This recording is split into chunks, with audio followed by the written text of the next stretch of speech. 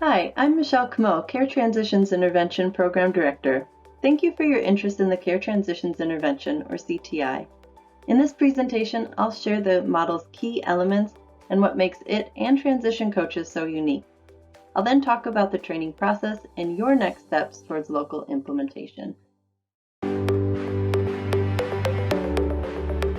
CTI is a 30-day program for clients with complex care needs and/or their family caregiver.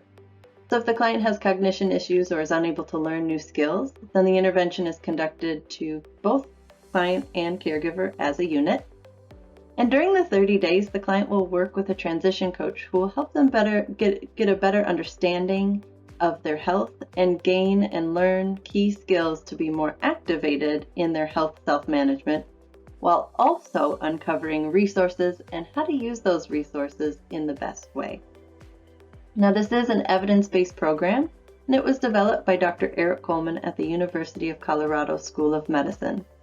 This evidence-based intervention is comprised of an initial hospital visit where the program is introduced, then a home visit, typically happening within the first 1 to 3 days post-discharge, and then roughly 3 follow-up phone calls after that home visit has occurred. Now, during the pandemic, partners moved the home visit from in-person to a telephonic or video visit delivery model. When it's safe, transition coaches do the home visit in person, as that truly is the best practice. Now, within the 30 days, our goal is to ensure that the patient's needs are met during their transition from hospital to home, or in some cases, skilled nursing facility to home. We help them navigate their needs and get things organized.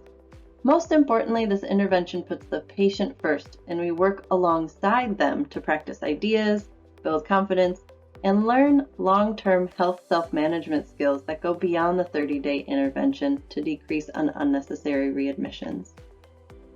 In a moment, I'll get into what the transition coach actually does, but first, let's dive a little deeper into that intervention's elements.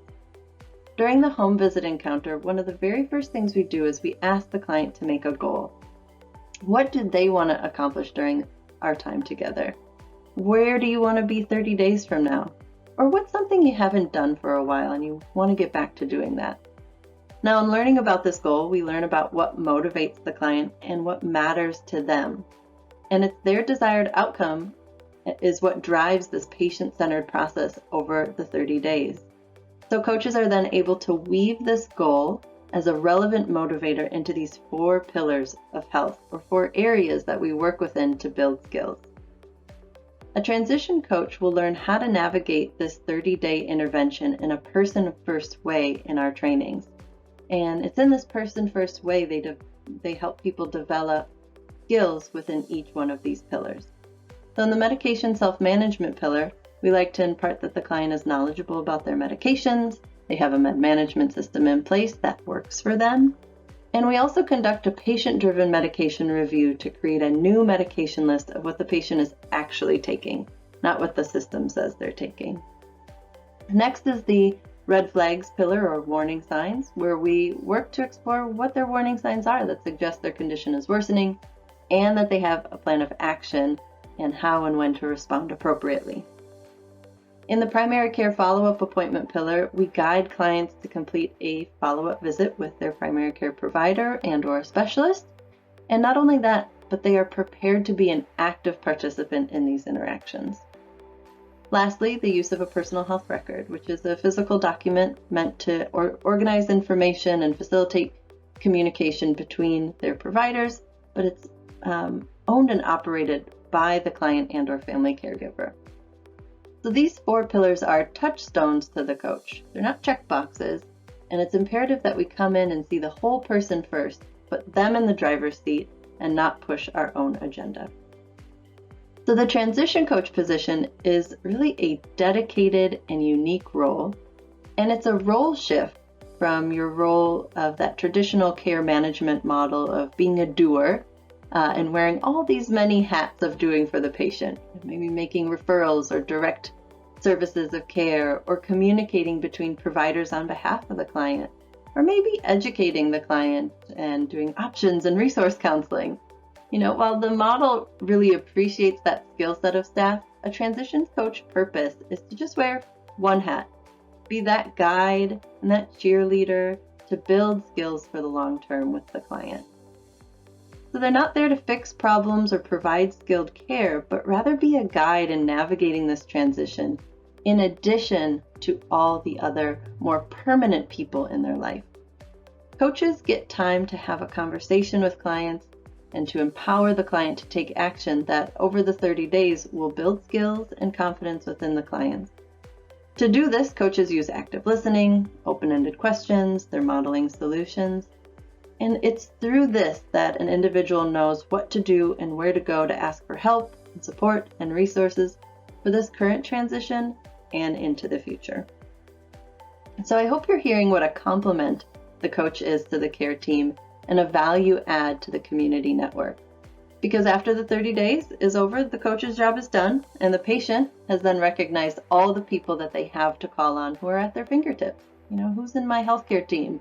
What about in my community, my family, my friends, my ADRC, my church, other community-based organizations? And they've also recognized the support that they have within themselves.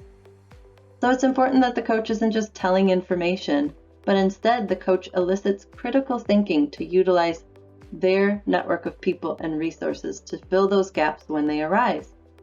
And we want people to be able to do for themselves. And we want this increased knowledge and strength in resources and connections to go beyond the 30-day process. This empowerment model makes it more likely that the client will use these practice skills into the future, and we call all of this skill transfer. So as far as documentation goes for the care transition intervention, it's pretty simple. We have a medication discrepancy tool, and it's used to track medication discrepancies. And when they are uncovered, we will be able to spot trends and work towards solutions to decrease future errors. A patient is 2.5 times more likely to be readmitted within the first 30 days from just one medication discrepancy. So a transition coach has great impact by setting the tone to have an open and honest conversation about what the patient is actually doing with their medications, and then how to talk to a professional about their medications. We also have a patient activation assessment tool. So within the 4 pillars, there are 10 specific skills the coach is looking for the opportunity to be talked about, practiced, or emphasized over their time together. And the PAA score tracks the patient's progress over the 30-day intervention.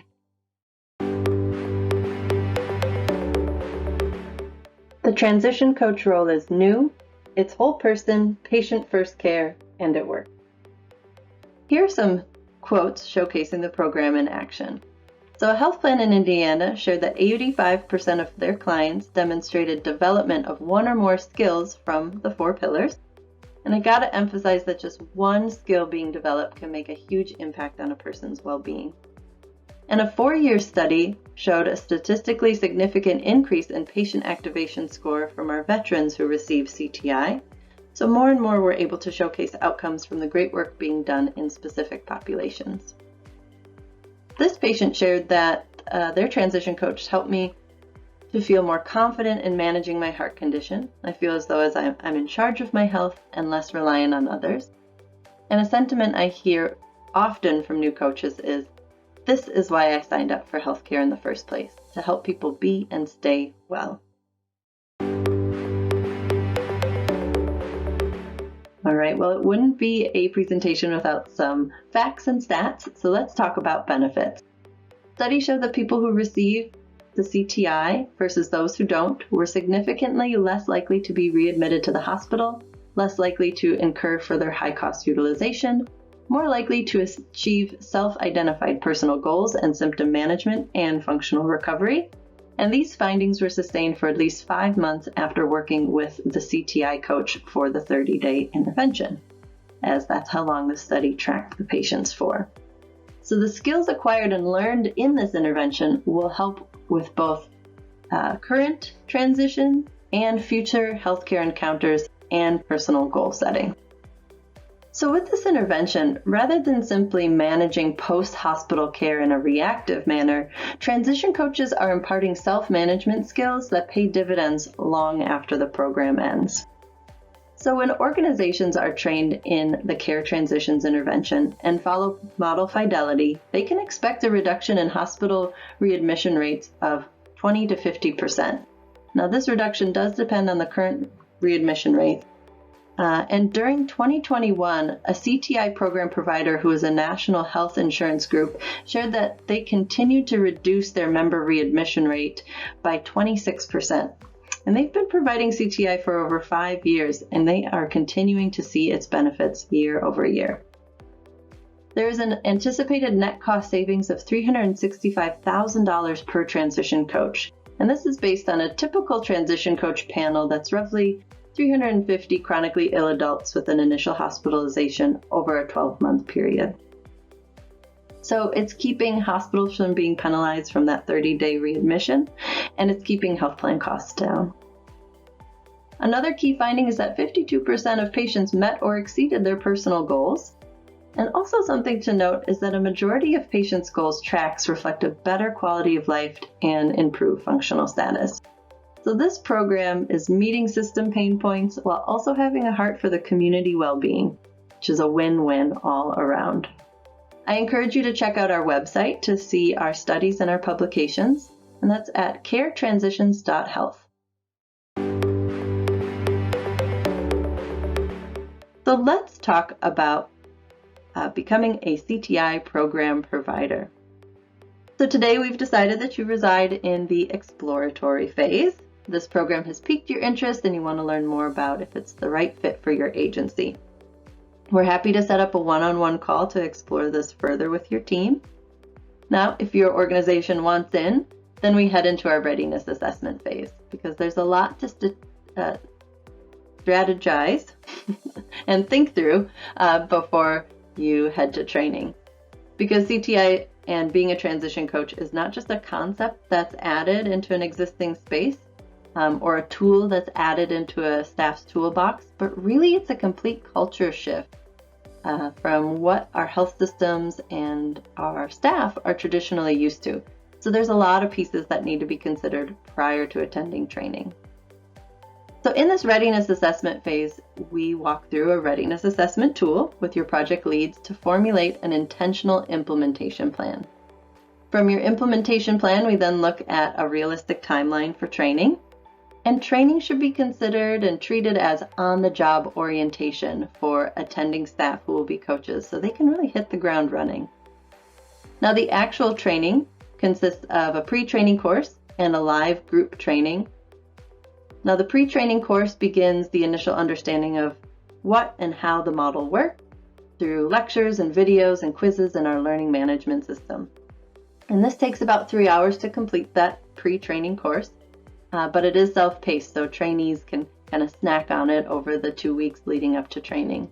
And it's a great way to just soak in what CTI is all about and marinate in what this new language is, that is CTI. During this time, we encourage trainees to think about how this model differs from their current way of practicing care. Then there's a 16-hour live virtual classroom training held in various multi-day formats, either 4 half-days or 2 full days. And this is where the CTI pre-training course concepts become a reality, and trainees apply and practice being a transition coach and the transition coach skills and techniques while diving deeper into each of the model's elements and process. And this is a very experiential training, and it's complete with mailed workbooks and interactive learning activities throughout the course. Between 2020 and 2021, we've trained over 250 transition coaches. And 98% agree or strongly agree that they are well prepared to begin coaching.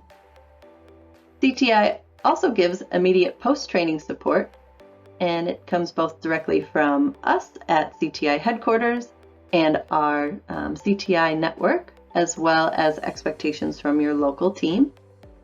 CTI also has ongoing support, as it's important to us that you stay connected as we continue to support you and your team. Most notably, we have our community learning calls, and that's held with our active network of CTI program providers. And it's just a wonderful benefit for everyone to learn from one another's practices and just connect about the current strengths and struggles. We're also We also have an exclusive website section for our program providers, and it has resources and an active blog and ongoing advanced education opportunities. Thanks again for your interest in taking the time to learn more about the Care Transitions Intervention. If you've been doing CTI and are thinking about expanding or just have questions, please reach out. If you're new to CTI and want to explore further about the implementation process, also please reach out. I'd love to set up an initial meet and greet call to hear about you and your goals and intentions utilizing this model. We look forward to working with you.